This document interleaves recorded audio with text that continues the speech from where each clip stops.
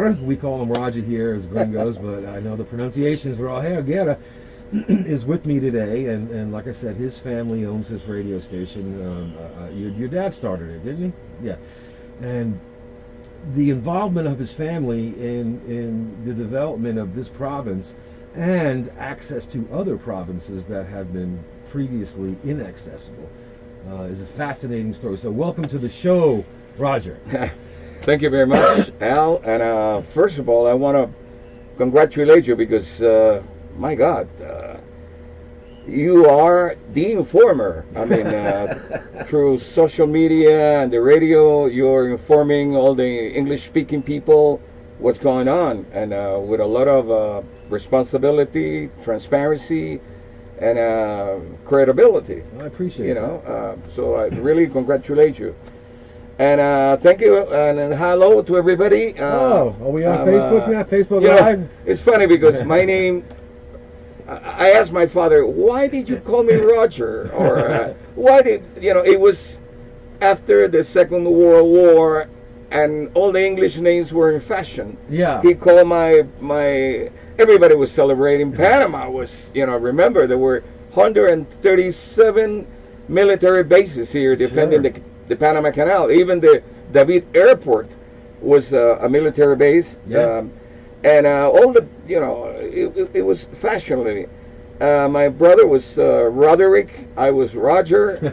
And but I found out later on that my wife calls me Roger. It's French. Well, she's French. In Brazil, they call me Rogerio. And so it's very international. And everybody's asking me, how is Boquete doing? And I just checked my cell phone here. It is 22 degrees Celsius. Mm-hmm. And it's going to rain this afternoon. Oh, of course. They say 100% probability. You can look out the window here and see that it's going to rain. That's true. Yeah, but it's a beautiful day. I enjoy rain. I do too. You too. We had a heck of a storm last night. And it's funny because I'm always the interviewer, and now I'm the interviewee. So, but it's fun to be I had a dream, I used to work with the Panama Canal for 35 years, mm-hmm. Doing documentaries and radio and television productions. And I had a dream to move to Boquete when I retired. Why Boquete? Well, I don't have to say that. I don't have to mention it, but my family had 2 radio stations in David, and I said, what if I start a studio there? Yeah. What if Boqueteños don't have to go to David to do radio, and it's working. And then I asked me, when I started here in Boquete, I asked myself a question: what if I start doing English? Why not? There are more than 7,000 English-speaking people, like that. And not just U.S. but Canadians and English. And English is the international language for Panama, having the Panama Canal here. They say if you speak English and Spanish, you can communicate with 80% of the world. I think so, yes. Yeah. You're right. And guess what? My family was like, they were not too sure about it. But I said, I'm responsible for the whole thing. And guess what? I think it's working. Yeah. And when I came to Boquete, nobody listened to radio. The English speaking, nobody listened to radio, but then we started throwing the YouTube, and now you're watching, it's like a radio station with a TV cameras. I know we got 2 cameras here in our mobile unity here in Boquete, and for the 2 radio stations. And I'm very happy to have Radio Chiriqui here. And by the way, I want to say hello to Veronica. She's in the studio in David. Hola, Veronica. Veronica, hola. And then I said, who is going to be the engineer here? And I went to a restaurant here across the street. It's called Picatas, and I went to Picatas to have a burger there. I love that place, And man. I started talking to Bolivar Urreola. If you're watching, there he is. Bolivar, he's right here. He's amazing. And I said, Bolivar, what are you doing? He says, well, I'm in the senior year of social communications. Ah. And I said, wow, I'm opening a radio station here in Boquete, and would you like to participate in this experiment? And he says, for sure. Yeah, man. And he's part of it, and Veronica is part of it, and now we have. It's like tomorrow, Al. I wanted to mention that oh yeah, Dr. absolutely. Shannon. I love her. I really do. She's wonderful. Yes, she's going to have her own show tomorrow. Yeah, I read that. Starting at 10 o'clock. So I invite you to be part of what's going on medically speaking. That's very important. That's true, and we can thank Cynthia for being part of that too. And Cynthia's involved, and Barbara is involved. Yeah. And I'm very happy about it because we have English shows from Boquete and Spanish also. Yeah. Well, I've completely enjoyed being part of the Radio Chiriqui family. Thank you. It's been more than a year when we started, and I've had the opportunity here to introduce people in our community to the listening audience, people that are making a positive effect and doing good things in town. Because you could always find people complaining. That's just the nature of human nature. But it's nice to be able to put someone out there that has a story to tell. Now, here's what we're doing for Boqueteños and for Chiricanos, and it's been an honor for me, to come here every Friday. Thank you very much. Yeah. You are doing a wonderful job. And when I learned that in Boquete, most of the clubs, all the clubs doing things for animals, for handicapped people, for indigenous people, were foreigners. And I said, these people are important for the community. Yes, I truly believe and Panamanians who love English, and I'm pretty sure a lot of Panamanians are listening to the show right now because they want to learn it. And a way to start comprehending is to listen, and little by little. When I met Bolivar, he didn't speak a word of English, and now he speaks great English. He was a part of with my nephew Manuel Ramon. He was a part of the Radio Chiriqui group that went to China. He spent a month in China learning. And what city, Bolivar? He's engineering. Yeah, he engineering, right? And he spent a month, before, of course, COVID-19. But this is Radio Chiriqui. It's your radio, and why don't we give him a couple of phone numbers? Or you're always on because you can be part of BoqueteNOW, huh? Yeah. If you have something important that you're doing. Yeah, we have a Facebook page too, right? BoqueteNOW Talk Radio, and if anyone has any questions, or if they have any suggestions, or if they say, hey, you know what, I've been doing this in town, or my group has been doing this in town, just let us know. I'll be more than happy to have you on the show. Absolutely, that would be great. And some people in Chiriquí said, no, but Spanish is the official language of Panama. Sure it is. Yeah. And I told those people, when I lived in the States, I went to college there in the States. When I was in the States, there were radio stations with special programs for all the minority groups. Absolutely. In Chinese, Korean, Vietnamese, Spanish, Portuguese, in the United States of America. And I said, in Panama, why not? We got more than 7,000 English speaking in Chiriquí, and plus the Bocas del Toro people, and we're all over the world through the internet. Yeah, so absolutely, yeah. That's the best support. Oh, and speaking of on the internet, you can download the Radio Garden app. Yes. On either Google Play or the Apple the App Store. It's a free app. And wonderful. And when you get it, there's a little search box there, and just type in Radio Chiriqui 103.3 FM, and it'll start playing immediately. And there's a little heart there. If you click that, now it's in your favorites. And you can listen to any show. We got our show. We have Mike Weber's show is coming on later today. We have Cynthia's show, which is Mondays at 10. And now Dr. Shannon's show tomorrow. So I know a lot of people may not have radios. or sometimes, as it happens, the internet goes down, Wi-Fi goes down. But if you have a mobile phone, you could always tune in and listen. Yeah. But radios are cheap. You can know, go right? you can buy a $10 radio. Yeah, yeah, they are. They are. Yes, and this is it. And what I like about radio, what is the big advantage of radio is that you can be cooking, you can be doing other things, and listen to the radio. Yeah. Well, and I mean, YouTube is great, obviously, but you got to sit there and you have to pay attention to it. True. And it's the same thing with social media. It's interactive to the point where you have to, and that's great. I mean, that's a fantastic way to communicate. But radio, and I've been involved in radio for almost 40 years now. That's the beauty of it. It's background. True. You can continue. You can cook. You can. They make shower radios. You can hang a radio in your shower now and listen to the radio while you're showering. But now, radio to me has always had a very special place in my life. I started off with CBS radio up in New York back in the late 70s, early 80s. And wow. It's always been something that when I'm driving in my car, if I'm driving from David back here, from over in Santiago, as soon as I can get radio, I listen to the radio in my car. I don't listen to CDs. I don't plug my phone in. That's a waste of time. I have the radio on. You can listen to music in your house, but when you're in the car, hey,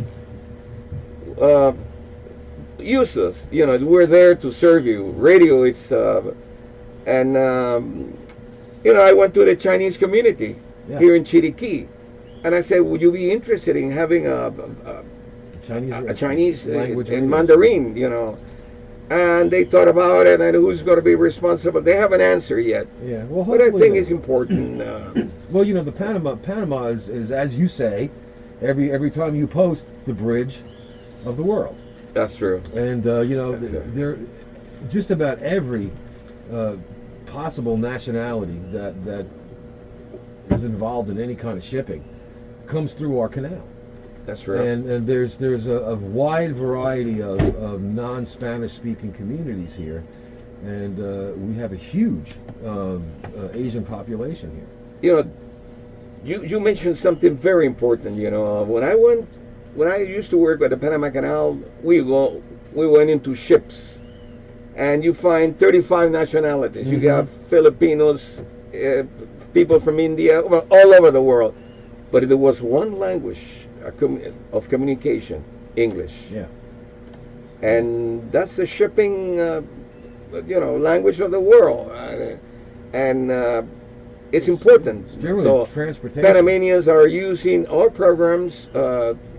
It's like Dr. Shan tomorrow is going to be in Spanglish, as we say. Yeah. A little bit of. I've been getting good at Spanglish. Yeah, that's true. And I said it's a challenge, but. Before I go on, I have a tip that I'm going to do it. Sure. Monday, if you can, or today, fill up your tank. Oh, yeah. Because gasoline is going to go up gradually. As more people start using their cars, gasoline will go up. Yeah, right now I'm getting about 3 days to the gallon. That's great, huh? But no, that's definitely a good point.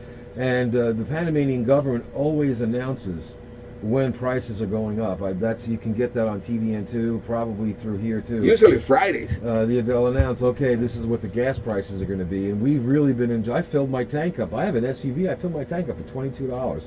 That's normally a $40 bill, and we'll get back to it. I think so. Yeah. But, yeah.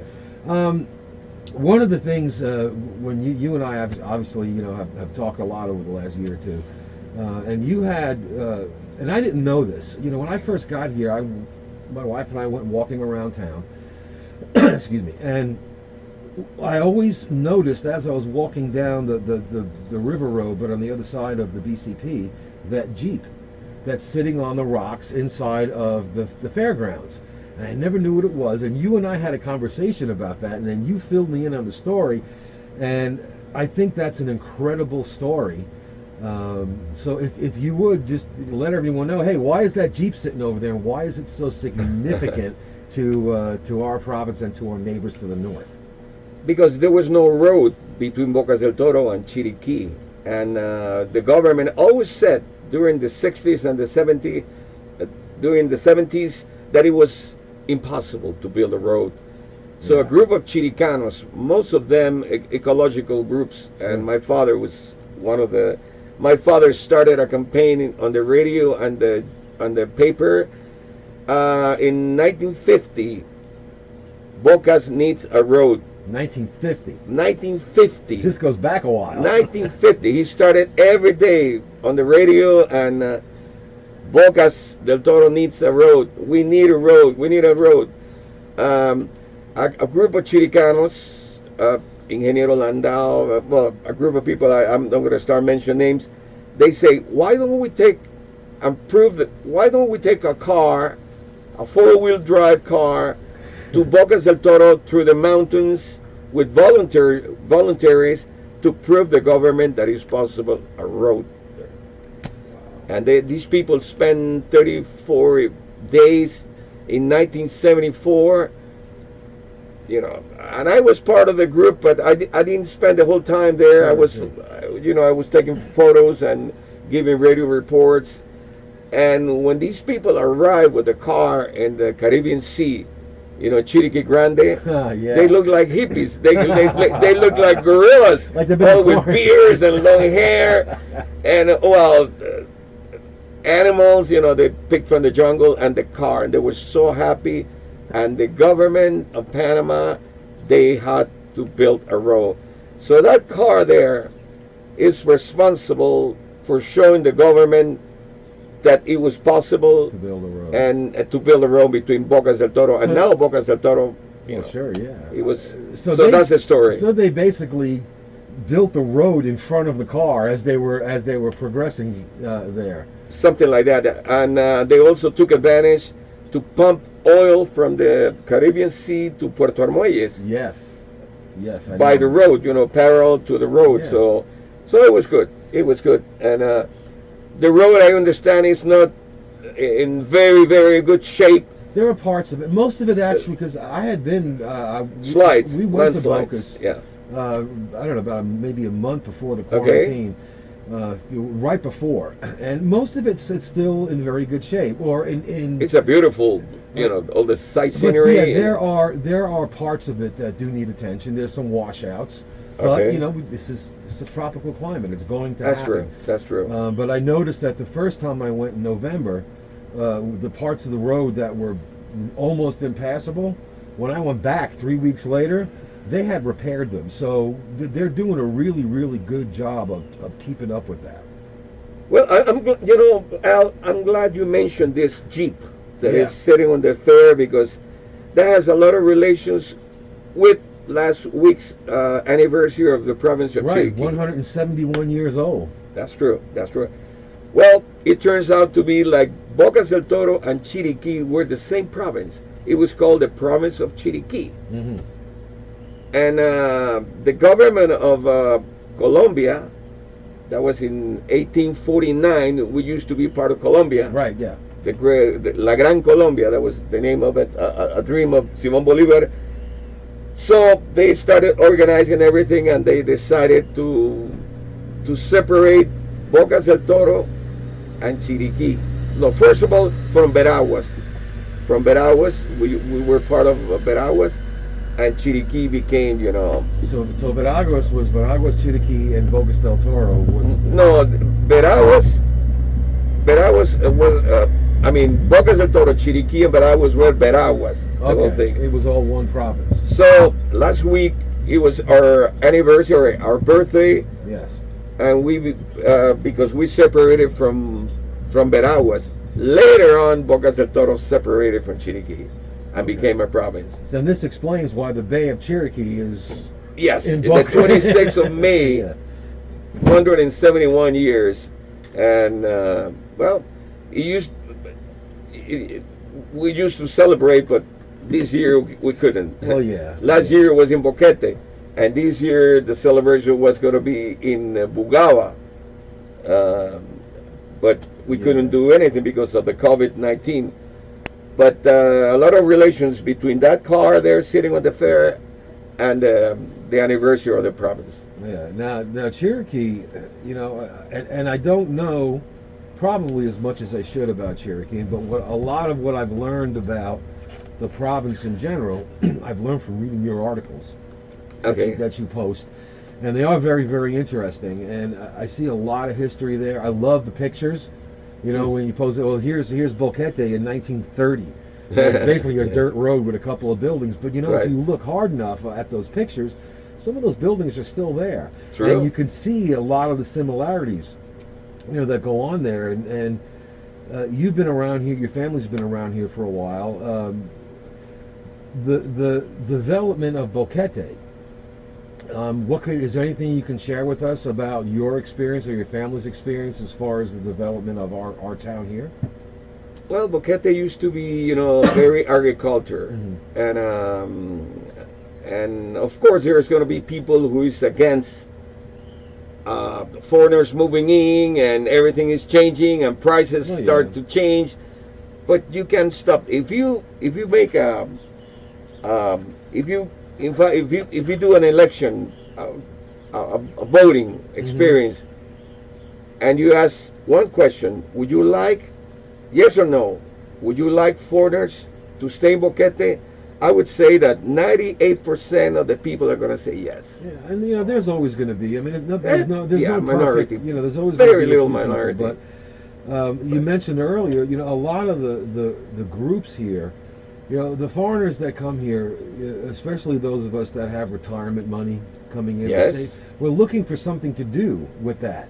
And this is an extremely generous community. And I've had people on this show from, like you said earlier, from the Handicap Foundation, from the various animal rescue groups, from the hospice, health and hospice, and all of these fundraisers that they have. And the equipment that is available. I mean, if you fall down and you break a leg and you need a hospital bed, they'll give you one, a wheelchair, crutches. Amazing. And Amigos de Boquete. And you know, it's because as foreigners, we chose to come here. And this is our home. This is our community. We love this town. We love this province. You know, we're very, very involved in trying to do what we can. You know, and it's not a white knight thing. We're not coming in here trying to, you know, we're going to rescue you. Panama, you know, has gotten by without us in the past, and they're obviously a wonderful country. But this is our home. This is my home. Sure. And I personally, and my friends who were involved in these volunteer groups, our goal is to try to make it a better place for everybody. That's true. You know, go ahead. And you are doing a great job. Probably you didn't think about it, but the job that you're doing, you are informing everybody, which is so important. I mean, it's just great. Well, you know, my goal is you know, when we came up in radio, you know, when we came up in news, nobody really knew about the newscaster. It wasn't important to know, you know, David Brinkley's family history or Walter Cronkite's political views. It didn't matter. It wasn't important. Their job, they had one job: to tell people what's going on in the world and what's going on your local news. And I know there's a place out there for punditry. There's a place out there for commentary and all that. But I came up as a newsman, so I don't put my opinion. I don't believe my opinion is important in the context of news broadcasting. Here's what's going on. Here's the facts. Here's what you need to know. And if you want to comment on it, you know, have a conversation by all means. But my job as a news journalist is to just report. That's it. Just report. And the facts. Yeah, just the facts. And it is becoming increasingly harder to do that, obviously, as you know. But you know, you get TVN2 is a very respected news source. La Prensa. You've got I know some people don't particularly like Panama America, but I vetted most of their stories are accurate. And as long as I am able to inform our community, everyone's going to make a choice based on what they hear. But my job, I feel, is to just present. Here's what's going on. Here's what they said. Here's what's happening. Here's what has happened. And that's the policy that we're following at Radio Chiriqui. Yeah. I'm not part of any political group. Yeah. Everybody is free to come to Radio Chiriqui. I don't even ask them. Yeah. We have the mayor of Boquete doing a show here. Yeah. He belongs to a party. We got people before the Millo. Mm-hmm. He belonged to another party. We don't care. This is open door policy, and Radio Chiriqui, we don't ask you what religion you are, what race you are, what political inclinations you have. No. Yeah. That's what gives a media outlet credibility. And you know, there's media outlets for everything, for every walk of life, for every opinion, for every political group, for every religious affiliation. But if you remain open to everybody and remain unbiased, you will get credibility, and you will also earn respect. Even if people don't agree with what your program or a particular program is, they know, hey, but you know what though, they don't discriminate. That's true. You know, and it's a rare thing, but it works very well here, especially with Radio Chiriqui. Yeah, and another thing is we pay a lot of attention to technology. Yeah. A year before COVID-19 started, we were playing around with Skype, we were playing around with YouTube, internet. You know, you name it, and we used it. Yeah. And when COVID-19 obligated everybody to stay home, we were working. Oh yeah. And we were, we never stopped through this pandemic. So it's important. Well, that's tenacity. You know, I mean, I've done shows through the quarantine. We've done shows with Skype, and there's obviously, there's always going to be a technical problem. I've done a couple of shows on WhatsApp, holding the phone up to the microphone. True. But we always find a way, and Bolivar, he's the glue. He keeps everything together. Right. And sometimes, when you try new things, there's glitches. Sometimes maybe the audio isn't what it should be, but it's better to try to continue what you're programming than to say, well, we can't do it until it's over.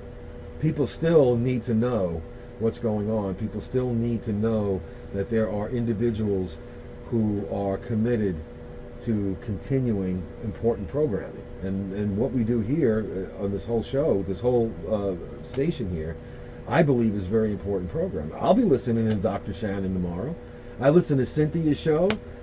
Mike Weber has a great rock and roll radio show. I have his stuff blasting. I have the app.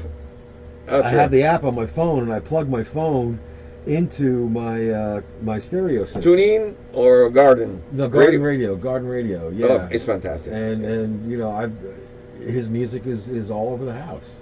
So these programs that we have here, and the way that you're promoting more of this type programming, is, to me, it's kind of like, we need to keep this medium alive. Don't forget about radio. That's true. Don't. We're here, and we're very important, and we play a very vital role in our local community. And it's not the same as Facebook or YouTube. It's its own a channel of communication. That's true. That hopefully will remain for many, many years to come. I hope so. So your family has been here in Chiriqui for a long, long time.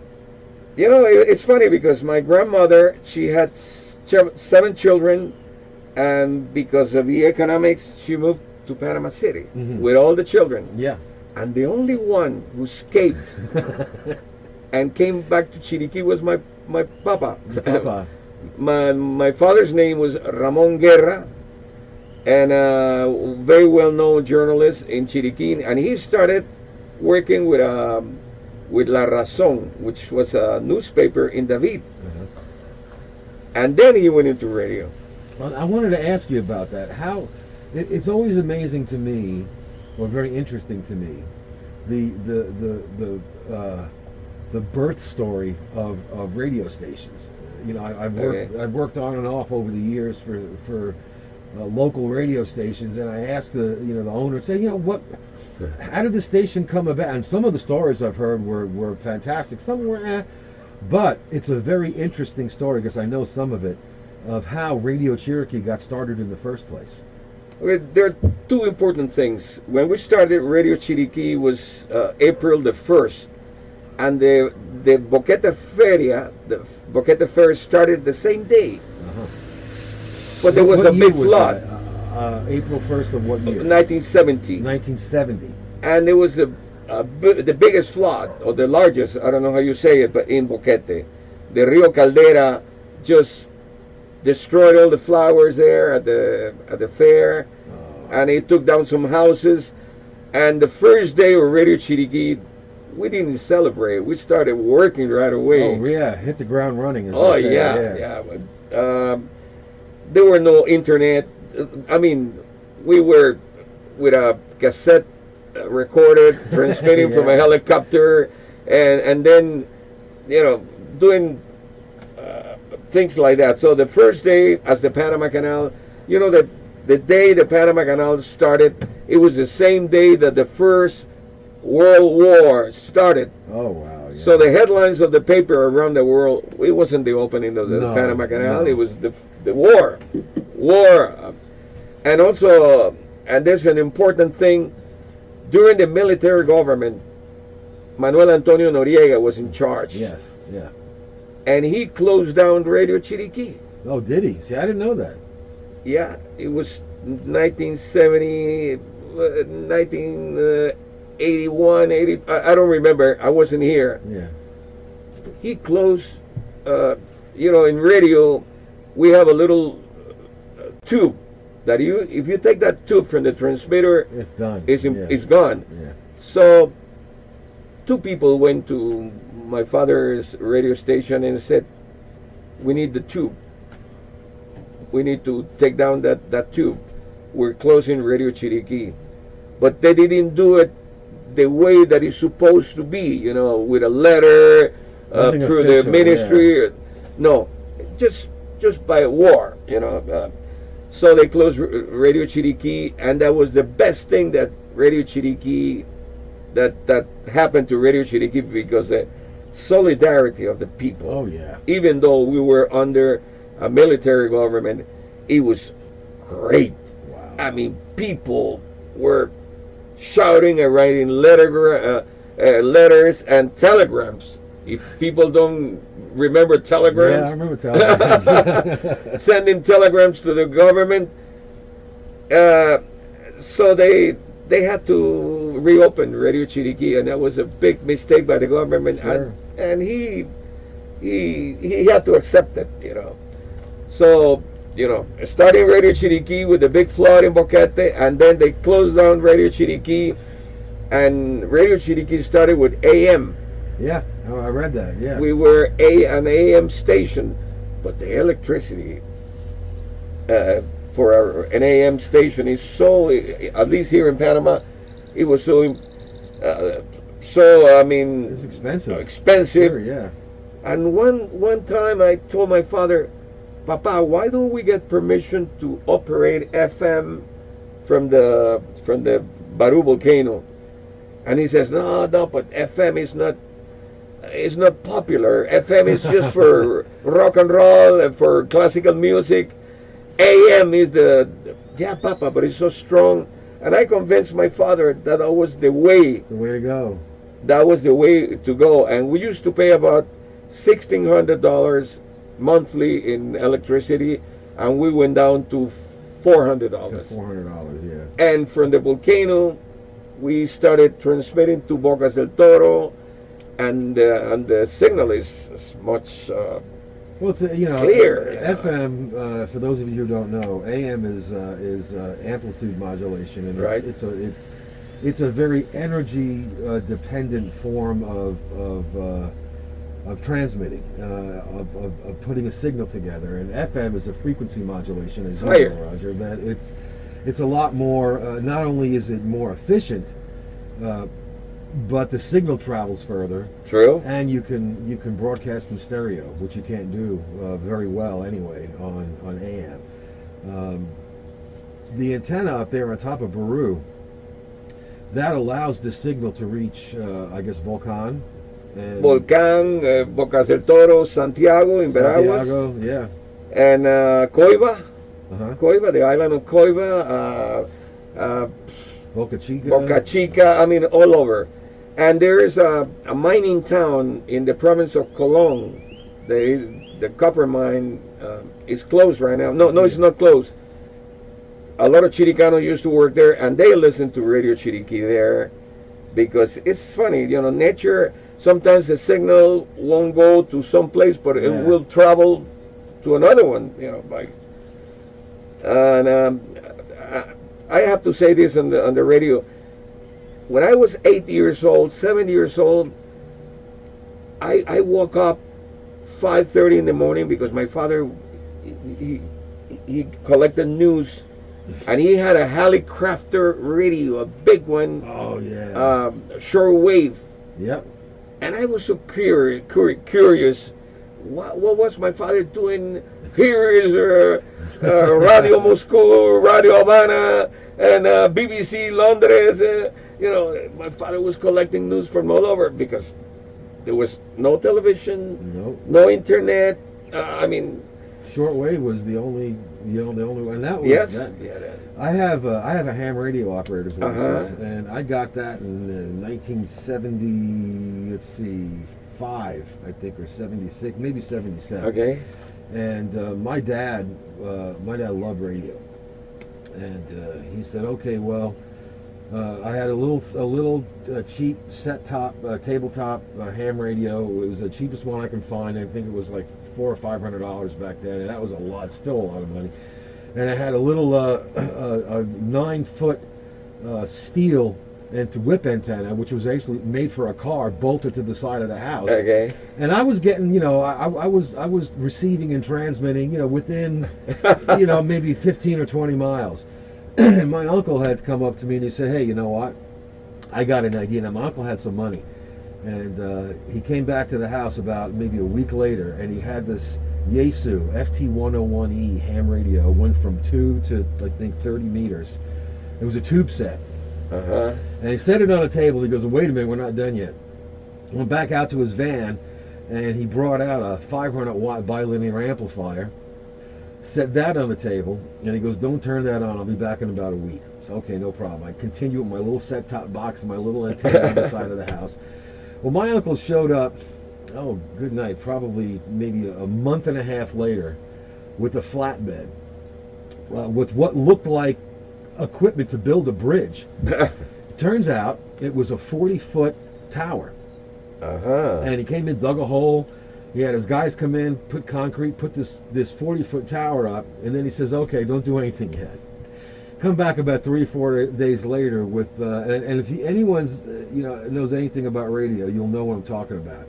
He bought me a Moonraker 6 multi-directional beam antenna. Okay. Put it up there. The thing was probably 30 feet wide. It had 6 extensions on it, and and it had a giant motor, and it had a control box. When we hooked that thing up and flipped that amplifier on, I was not only transmitting but receiving all over the world.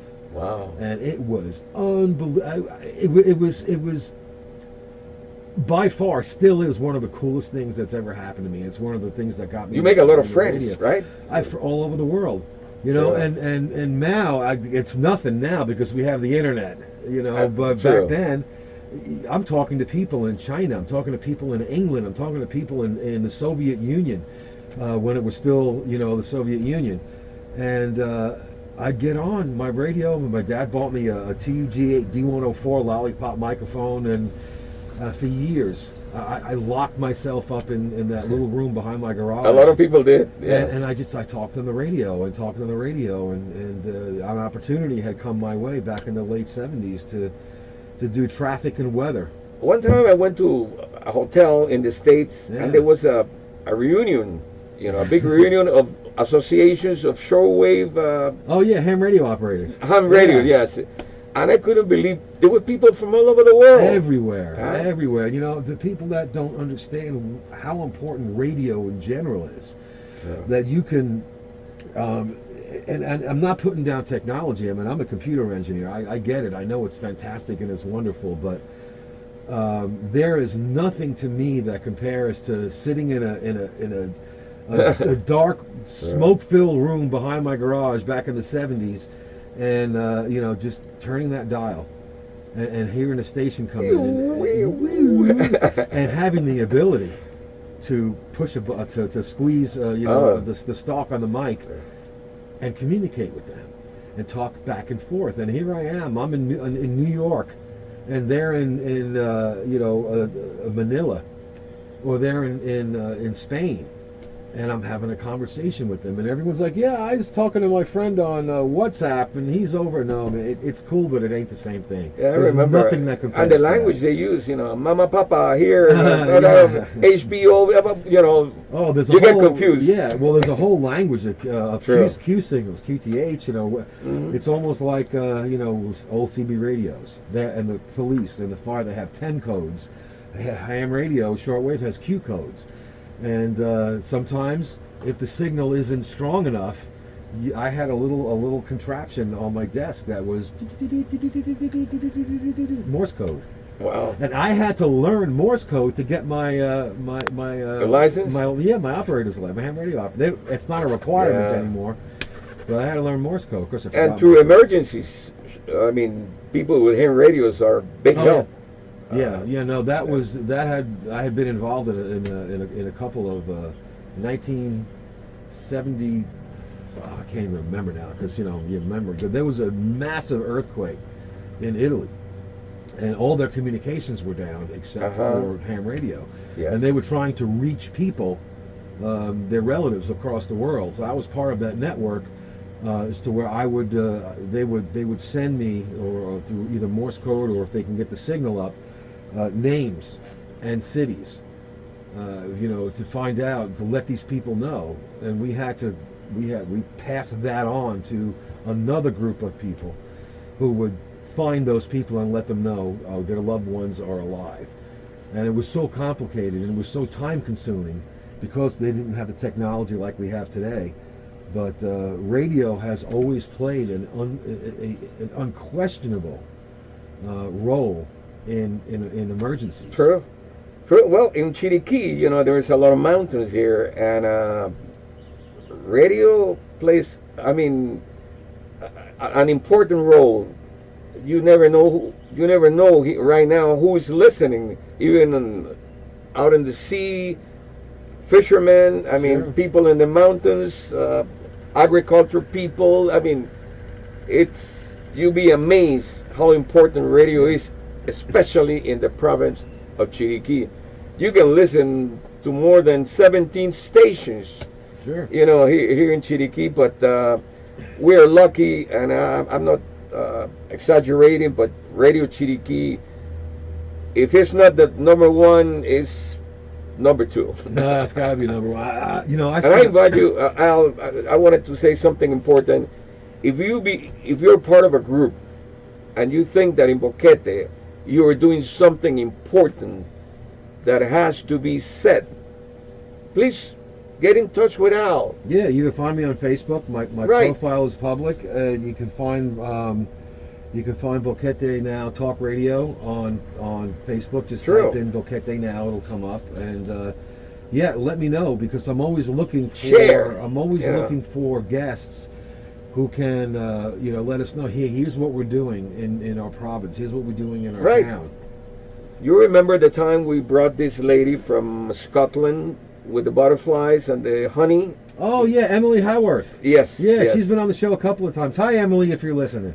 Yes. And, Boquete Bees. Yeah. Boquete, yeah, and it's not just Boquete, because I know there are a lot of English-speaking people in Volcan. Oh yeah. You can come to the program, and if you cannot come to Boquete, we can do the show with Skype, Sure.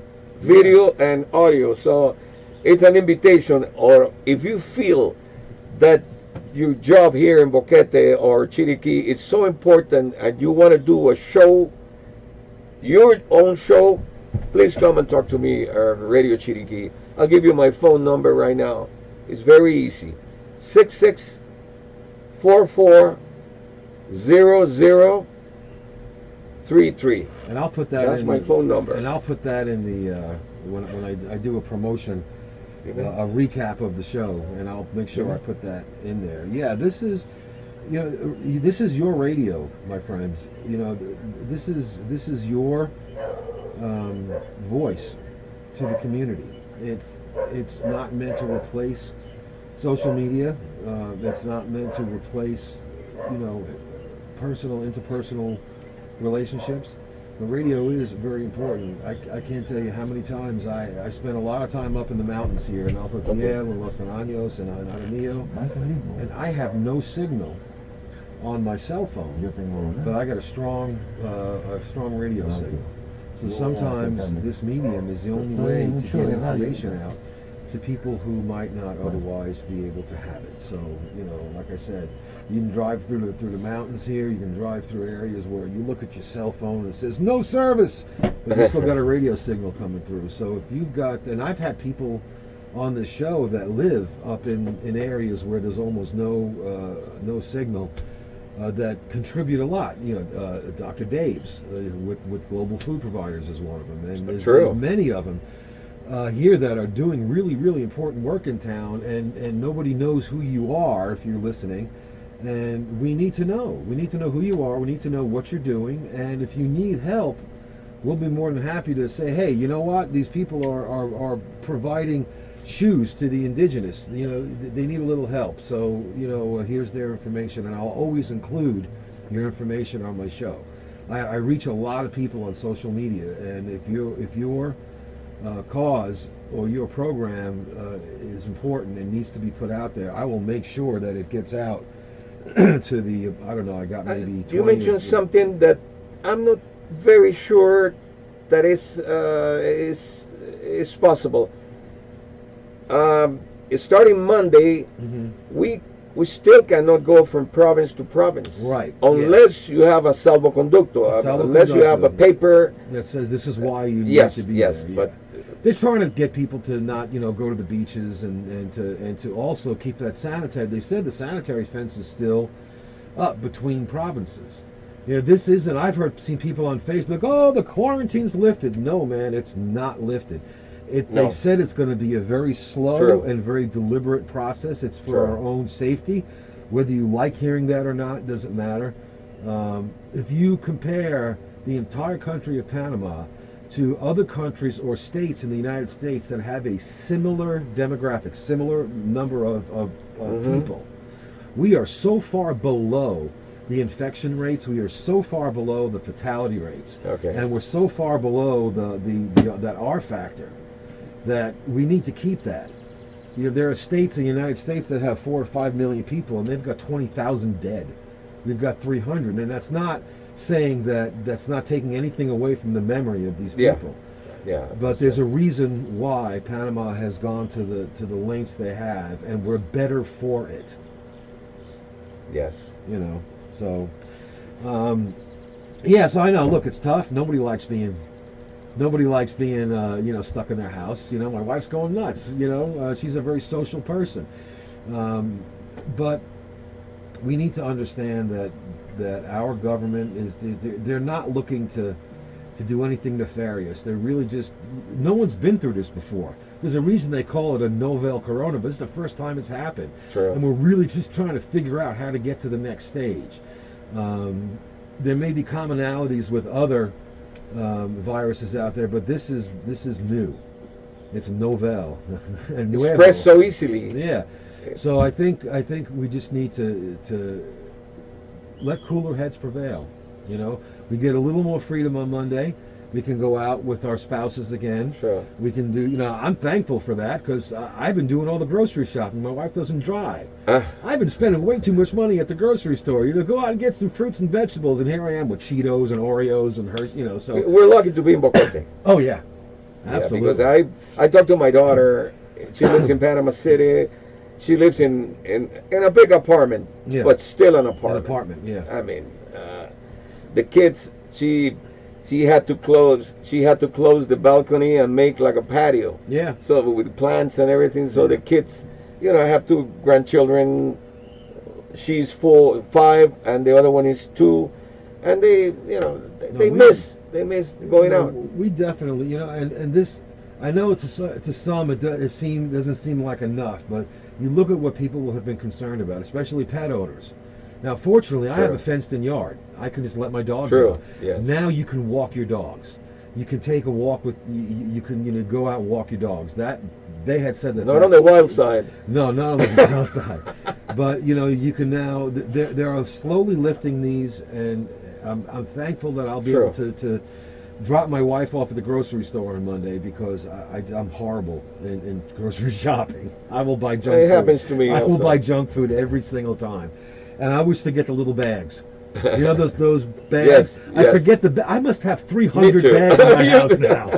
That happens to everybody. You got Yeah. another bag? Well, yeah, I had to. I forgot them. Well, we're getting close. We got a couple of minutes left, Bolivar? Our engineer.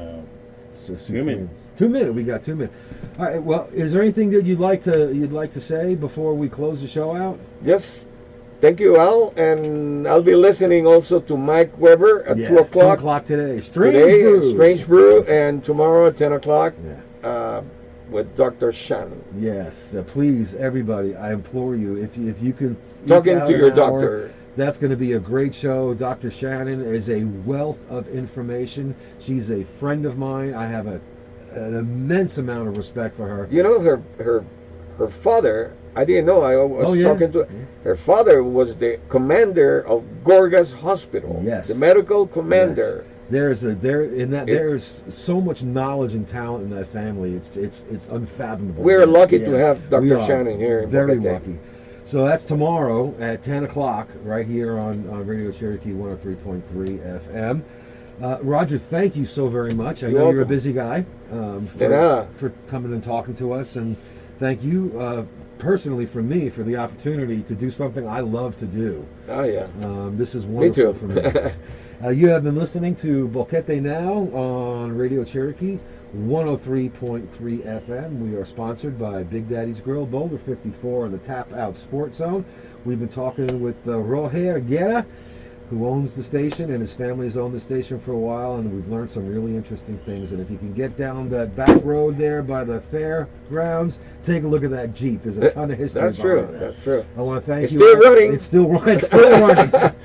Thank you, Bolivar. Yes. And thank you, Veronica, Danny David. And David, thank you everybody who makes this show possible. I will see you next week. I will talk to you next week. Until then, pasen un día, mi amigos y amigas, and thank you very much. Have a wonderful, wonderful day.